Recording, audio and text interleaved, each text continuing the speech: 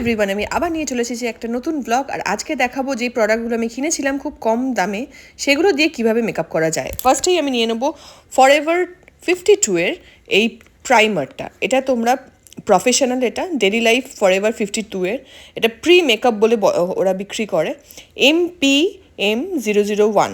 ঠিক আছে, এটা লাগিয়ে নিলাম। তারপর আমি এটা ম্যাকের লাগিয়েছি NC40। তোমরা এটা প্যাকেরও লাগাতে পারো, কোনো অসুবিধা নেই। আমার কাছে ছিল বলে আমি এটা লাগিয়েছি। এটা প্যাকের সেম এরকম পেতে পারো, তবে ডেফিনেটলি আমার মনে হয়নি যে খুব তফাৎ বলে। এবার আমি জানি না তোমাদের কি মনে হবে, আমার কিন্তু এটা মনে হয়নি। তারপরে আমি প্যাকের একটা ফাউন্ডেশন লাগিয়ে নিলাম 1.3 প্যাকের ফাউন্ডেশন। এটা একদম লিকুইড ফাউন্ডেশন, স্টুডিও এইচডি। ভীষণ ভালো লেগেছে এটা আমার ইউজ করে, তোমরা এটা ইউজ করতেই পারো। 900-950 টাকার মধ্যে এটা যে এত ভালো একটা স্কিন ফিনিশ দিয়েছে। এটা দিয়ে জাস্ট একটু হাইলাইট করে নিলাম 40-র ওপর। এটা দিয়ে 1.3টা দিয়ে একটু হাইলাইট করে দিলাম প্যাকের। তোমরা প্যাকেরও নিজের স্কিন কমপ্লেক্সন অনুযায়ী ফার্স্ট যে কনসিলারটা দিয়ে কনসিল করার সেটা করে নিতে পারো। আমি কনসিলার দিই না, খুব বেশি দিতে পছন্দ করি না, তাই জন্য আমি ওই NC40টা দিয়ে কনসিল করে নিই, দিয়ে এই প্যাকেটটা দিয়ে হাইলাইট করে নিচ্ছি সুন্দরভাবে। এবার আমি এই স্পঞ্জটা দিয়ে ব্লেন্ড করে নিলাম, দিয়ে ছোটো স্পঞ্জটা দিয়ে চোখের নিচটা ব্লেন্ড করছি, বিকজ ওই জায়গাটাতে না কর্নারগুলোতে বড় স্পঞ্জ পৌঁছায় না, তাই জন্য এই ছোটো স্পঞ্জগুলো দিয়ে আমরা কনসিল কী বলে ব্লেন্ড করে নিচ্ছি। ব্লেন্ডিংটা হচ্ছে সব থেকে ইম্পর্ট্যান্ট একটা মেকআপের ক্ষেত্রে। অনেকেই বলো যে একটুখানি প্রপারলি ব্লেন্ড হচ্ছে না, তার জন্য এই প্রপারলি ট্যাপ করতে হবে। স্পঞ্জগুলো দিয়ে ট্যাপ করতে করতে দেখো কি সুন্দর করে ট্যাপ করে যাচ্ছি, এগুলো করতে হবে, তাহলেই দেখবে মেকআপটা ব্লেন্ড হয়ে যাচ্ছে। তাহলে আর তোমাদের এক একটা জায়গায় এক এক রকম লাগবে না। ব্যাস, তার ওপর শুধু এই ফরএভার 52 এর যে স্টুডিও ফিক্স আমরা কিনেছি, এই স্টুডিও ফিক্সটা যে এত ভালো আমি ভাবতে পারছি না যে আমরা সবসময় 3600 টাকা দিয়ে ম্যাকে স্টুডিও ফিক্স না কিনে এই ফরএভার 52 এর আমারটা হচ্ছে A005 ক্যামিও। ঠিক আছে, এটা দুভাবেই ইউজ করা যায়। তো এইটা দিয়ে ফিক্স করে নিলাম, দেখছো তো কত সুন্দর স্টুডিও ফিক্সের মতনই অলমোস্ট ফিক্স হয়েছে। আর তারপর ব্রাউন আমি একটা শেড কিনে নিয়েছি এই ফরএভার 52 এরই, এটা ব্রোঞ্জ ব্লাশার বলা হয়, BBR004। তো ওটা ব্লাশারটা দিয়ে জাস্ট কন্ট্রোল করে নিচ্ছি। যেই যেই জায়গাগুলো আমার কাটার ওই জায়গাগুলো কাটবো, আর যেই জায়গাগুলো উঁচু করে তুলবা সেই জায়গাগুলোতে আমরা ওই বেসটা দেওয়া আছে বলে যে জাস্ট যেখান থেকে কাটার ওখান থেকে কাটলেই ওই বেসের যেখানটা আমার উঁচু দেখানোর আছে ওই জায়গাটা বেরিয়ে আসে। দিয়ে এবার এটা ব্রাশ দিয়ে নাকের সাইডটাও করে নিলাম, নাকটা জাস্ট সুন্দর করে কন্ট্রোল করে নিলাম, বা ব্রাউন দিয়ে হাইলাইট ব্রাউন দিয়ে কেটে নিলাম, যাতে ওই হোয়াইটের জায়গাটা বা যেখানে আমরা বেস দিয়েছি সেটা উঠে আসে। দিয়ে এবার এই তুলিগুলো আমি মানে ব্রাশগুলো আমি কিনেছি হচ্ছে, তোমরা প্যাকের ব্রাশ কিনতে পারো, প্রোআর্টের ব্রাশ আমি কিনেছি, এটার একটু কম দাম হয়। প্যাকের ব্রাশও আমার কাছে আছে, সেগুলোও কিনতে পারো, ডিপেন্ড করছে তোমরা কত টাকা দিয়ে কিনতে চাইছো। প্রোআর্টের ব্রাশগুলোর একটু দাম কম, আর যেহেতু এই প্যাকের ব্রাশগুলোর একটু দাম বেশি। ব্যাস এই যা, আমার খুব একটা তফাৎ কিছু লাগেনি। তোমাদের মনে হলে তোমরা প্যাকের ব্রাশও দিতে পারো। আমরা ওই অ্যাঙ্গুলার ব্রাশটা দিয়ে আইব্রো করে নিলাম। এবার এই ব্লেন্ডিং ব্রাশটা দিয়ে বা আইব্রোর যে ব্রাশ, এই আইশ্যাডোর যে ব্রাশটা দিয়ে ফার্স্টে একটু পিচ পিঙ্ক কালার দিয়ে করে নিলাম। এগুলো আমার কিছু ব্যাংককের জিনিস আছে বা ইম্পোর্টেড, সেখানকার কি বলবো আইশ্যাডো প্যালেট থেকে আমরা আইশ্যাডো দিয়ে দিলাম। তারপর ম্যাকের কিছু আইশ্যাডো আছে সেগুলো ব্লেন্ড করে নিলাম। এটা যার যার রিকোয়ারমেন্ট অনুযায়ী জাস্ট করে নেবে। করে নিয়ে আমি চেয়েছিলাম এদিনকে কোনো আইলাইনার ইউজ করবো না, সো কর্নারটাকে ওই ব্লেন্ডিং ব্রাশ দিয়ে ব্লেন্ড করে নিয়ে ম্যাকের এই ব্রাউনটা দিয়ে কর্নারটা একটু হাইলাইট করে দিলাম। যে কোনো কিছুতে যখন সাইডটা বা যে জায়গাটা তোমরা ডার্ক করতে চাইবে ও সেই জায়গাটাতে, মানে যেই জায়গাটা হাইলাইট করে তুলতে চাইবে তার পাশটাতে একটু যদি ডার্ক কিছু দিয়ে স্মাচ করো, তাহলে যেটা হাইলাইট করতে চাইছো সেটা বেরিয়ে আসবে। এটা হচ্ছে নিয়ম মেকআপের। সেটা তুমি কন্ট্রোলিং গালের জায়গাটায় বলো বা চোখের জায়গাটায় বলো। দেখো কর্নারটায় যেই ব্রাউন দিলাম, এটা কি সুন্দর হাইলাইটেড হয়ে বেরিয়ে এলো। এরপর আমরা একটা মাস্কারা দিয়ে দিলাম, মাস্কারার পর ব্লাশ অন দিয়ে জাস্ট আমি ফিনিশ করলাম। আর একটু ম্যাকের একটা হাইলাইটার ছিল সেটা দিয়ে দিলাম, তোমরা অন্যান্য হাইলাইটারও ইউজ করতে পারো, তবে ম্যাকের হাইলাইটারটা কিনে রাখলে কী হয় অনেক দিন চলবে। দেন ম্যাকের মোকা 813 দিয়ে লিপস্টিকটা পরে নিলাম। আমার এই ভিডিওটা কেমন লাগলো আমাকে জানি। হ্যালো এভরিওয়ান, আমি আবার নিয়ে চলে এসেছি একটা নতুন ব্লগ। আর আজকে কি থাকছে, হ্যাঁ তোমরা তো বুঝতেই পেরে গেছো এতক্ষণে, এরম একটা ফ্রেম মানেই কোনো একটা স্কিন কেয়ার। হ্যাঁ তাই, ঠিক তাই, খুব সহজ উপায় আজকে দেখাবো। কি দেখাবো সেটাই বলে দিচ্ছি। আজকে থাকবে দুটো ইনগ্রিডিয়েন্ট, যেটা আমাদের বাড়িতে অলমোস্ট সবার বাড়িতেই থাকে, কিন্তু তার মধ্যে একটা ইনগ্রিডিয়েন্ট খুব অদ্ভুত, তোমরা একটু চমকেও যেতে পারো। সবাই হয়তো চমকাবে না, কিছু মানুষ তো চমকে যাবেই। আসলে কালকে ব্লগ আমি দিতে পারিনি কারণ আমার খুব ঠান্ডা লেগেছে, বুঝতে পারছো খুব একটু মানে কফ আর কি, মানে একদম কাফ অ্যান্ড কোল্ডের একটা সিচুয়েশন হয়েছে, তো সেটা একটা সিচুয়েশনের জন্য আমার কথা বলতেও একটু সমস্যা হচ্ছে, তো আমি সেইভাবেই আর কি আজকে একটু বলছি। একটা ইনগ্রেডিয়েন্ট হচ্ছে ফিটকিরি। এই ফিটকিরিটা তোমরা অনেকে হয়তো দেখেছো, অনেকে হয়তো দেখোনি, আবার অনেকে হয়তো এরকম আছো যে আছে কিন্তু সেটা আর কি খুব একটা ইউজ করা হয় না। ঠিক এরকম দেখতে হয় ফিটকিরিটাকে। আমি চেষ্টা করব এটা লিঙ্ক দিয়ে দেওয়ার কোথায় পাওয়া যায়, but most of the people তোমরা জানো।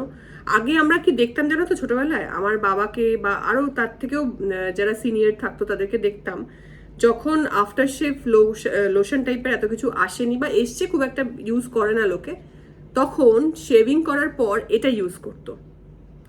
এখন বুঝি এটা ভীষণ ভালো অ্যান্টিসেপটিকের কাজ করে, তো সেটাকেই ইউজ করে আজকে আমরা যেটা করব সেটাকেই জাস্ট ইউজ করব।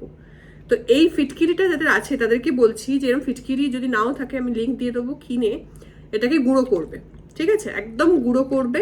যদি শিলনোড়া থাকে শিলনোড়াতে, হামানদিস্তা থাকলে হামানদিস্তাতে গুঁড়ো করবে, গুঁড়ো করে ওটাকে একদম ছাঁকনি দিয়ে ছেঁকে নেবে, যে একদম ডাস্ট যেন হয়ে যায়, মানে কোনো পার্টিকেল যেন না থাকে এরকম, যে যেখানে আমার মানে মুখের মধ্যে যেহেতু অ্যাপ্লাই হবে যেন না কেটে যাওয়ার মতো কোনো, মানে কেটে যাওয়ার মতো যেন কোনো গুঁড়ো না থাকে, কোনো ডাস্ট না থাকে, একদম মিহি করে গুঁড়ো করে নিতে হবে, লাইক দিস। আমি খানিকটা করে রেখেছি, একদম হালকা গুঁড়ো করে নিতে হবে। এবার এইটা খানিকটা আমি হাতে করেই দেখাচ্ছি, কারণ আমি মনে করছি যে অ্যাপ্লিকেশনটা হাতে করে করলেই বেটার। এইরকম একটা ফিটকিরি গুঁড়ো নিয়ে রোজ ওয়াটার তার সাথে মেশাবো।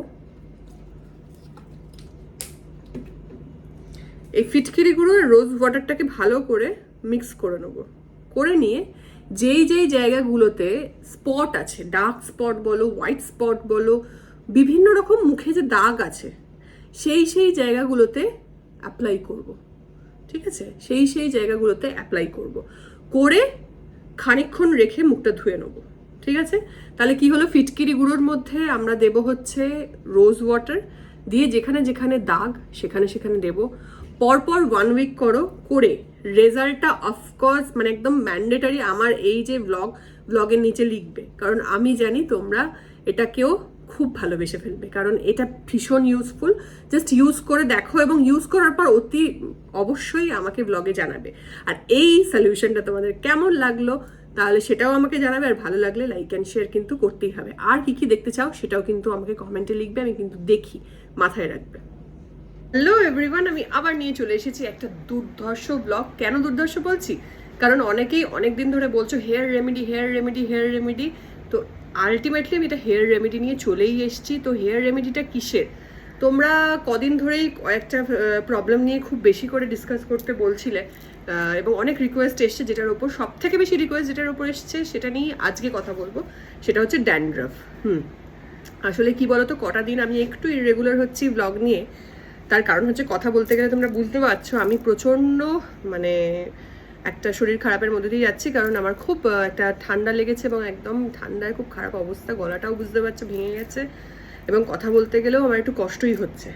শুধুমাত্র শুটিংয়ে যাচ্ছি, শুটিংটুকু করছি, আবার চলে আসছি, এটুকুই করছি। তো আমার ব্লগটা করতে দিতে একটু ইরেগুলার হয়েছে এই উইকটা পুরোটাই, বুঝতেই পারছো চোখ মুখ একদম বসেই গেছে আমার। তো তোমাদের কাছে তোমাদের ভালোবাসার জন্য আজকে এসছি, কারণ আমার মনে হয় তোমরা মানে এটা আমার এই কয়েক মাসের এক্সপিরিয়েন্স বলছে যে তোমরা আমার জন্য একটু হলেও অপেক্ষা করো, তার জন্যই তোমাদের কাছে আসা এত শরীর খারাপ নিয়েও।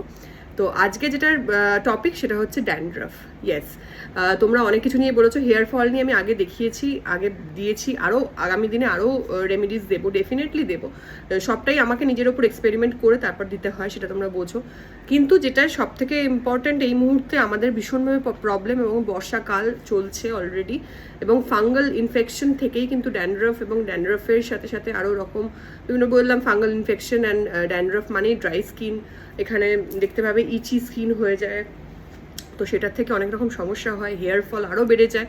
যদি ড্যান্ড্রাফ কিওর না করে হেয়ার ফলের লোশন লাগিয়েও কিছু হবে না। সো আমি ড্যান্ড্রাফের জন্য একটা সলিউশন এনেছি। এরপর আগামী দিনে গ্রে হেয়ারটা আনবো। যারা গ্রে হেয়ার নিয়ে মানে একদম মাথা খারাপ করে দিচ্ছ, তোমাদেরকে আমিও বলেছি, আমার নিজের 17-18 বছর বয়স যখন আমার, তখন থেকে অলমোস্ট যখন আমি স্কুলে পড়ি, কলেজে পড়ি, তখন থেকেই আমার গ্রে হেয়ার, এবং সেটা একটু আধটু না, অনেকটা গ্রে হেয়ার।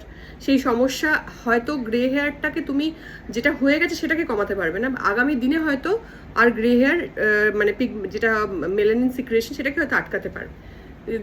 সেই জিনিসটা হয়তো একরকমের মানে পিগমেন্টটাকে তুমি করতে পারবে, কন্ট্রোল করতে পারবে।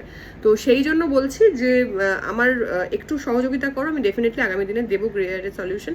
তা আজকে ড্যান্ড্রাফেরটা দিচ্ছি, জাস্ট খুব সহজ উপায়, এবং সহজ উপায় বলবো না, এটা একটা ম্যাজিক, একদম ম্যাজিক। জাস্ট করো আর তারপর আমাকে জানাবে, ঠিক আছে? আমি এখানে 2 চামচ, 2 বড় টেবিল চামচ, ঠিক আছে, 2 বড় টেবিল চামচ সর্ষের তেল, মাস্টার্ড অয়েল নিয়ে নিয়েছি। এর মধ্যে না গরম করা নয়, এটা নর্মাল টেম্পারেচারে।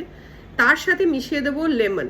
এখানে যেহেতু ছোট লেমন স্লাইস, এটা আমি পুরোটাই মেশাবো। তোমরা যদি বড় হয় এর থেকে একটু, যদি তোমার এর থেকে একটু বড় হয় তাহলে তোমরা গোটাটাই মেশাবে, এই হাফ মেশাবে।